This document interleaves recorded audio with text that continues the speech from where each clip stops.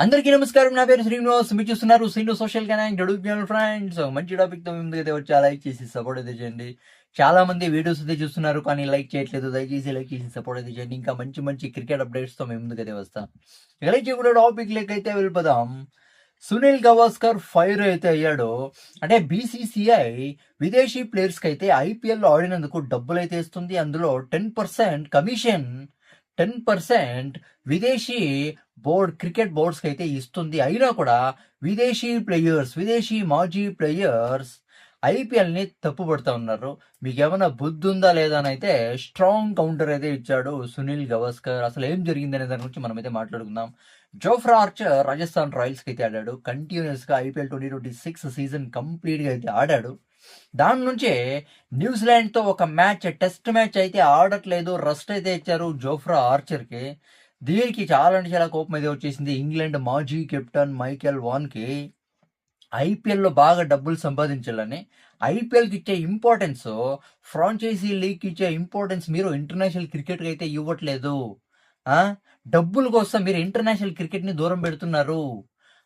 నిజంగా చెప్పాలంటే franchise leagues international క్రికెట్‌కి ఫ్యూచర్‌లో ముప్పైతే ఉంది. చాలా అంటే చాలా కష్టాలైతే వస్తాయి. ఫ్రాంచైజీ లీగ్స్ నుంచి ఇంటర్నేషనల్ క్రికెట్ కనైతే మైకెల్ వాన్ అయితే ఒక బిగ్ స్టేట్మెంట్ అయితే ఇచ్చాడు.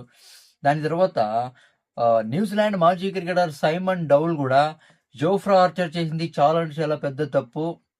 ఐపీఎల్ నుంచి ఫ్రాంచైజీ లీగ్స్ నుంచి అంటే ఇంటర్నేషనల్ క్రికెట్‌కి చాలా పెద్ద ప్రాబ్లమ్ అయితే వస్తుంది ఫ్యూచర్‌లోనైతే సైమన్ డౌల్ కూడా చెప్పాడు. అది కాకుండా ఒక టైంలో ట్రెంట్ బౌల్ట్ లాంటి ప్లేయర్‌లు ఐపీఎల్ ఆడుతూనే వాళ్ళు అంటే టెస్ట్ మ్యాచ్‌లు కూడా ప్రిపేర్ అయితే అయ్యేవాళ్ళు. అలాంటి ప్లేయర్స్ కూడా ఉన్నారు.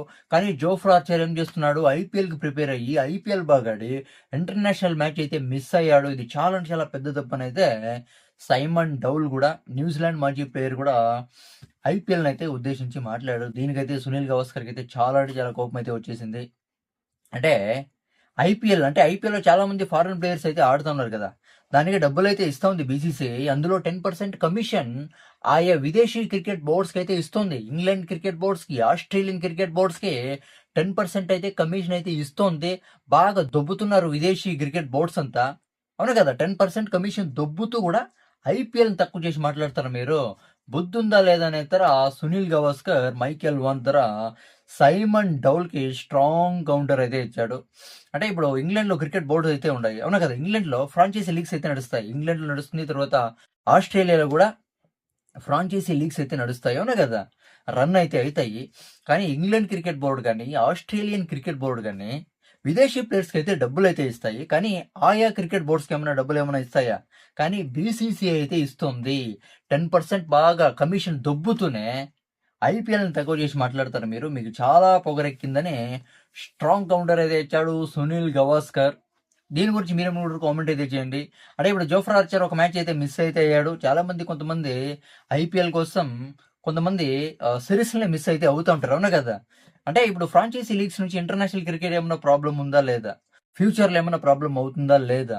ఇప్పుడు జోఫ్రా ఆర్చర్ చేసింది కరెక్టా తప్పా? మైకెల్ వాన్ తర్వాత సైమన్ డౌల్ మాట్లాడింది కరెక్టా రాంగా? తర్వాత వాళ్ళకి సునీల్ గవాస్కర్ స్ట్రాంగ్ కౌంటర్ అయితే ఇచ్చాడు. ఇది కరెక్టా కాదా మీరైతే కామెంట్ అయితే చేయండి. నా ఎక్స్‌ప్లనేషన్ ఇస్తే సబ్స్క్రైబ్ చేసి సపోర్ట్ అయితే చేయండి. లైక్ చేసి సపోర్ట్ అయితే చేయండి. By by.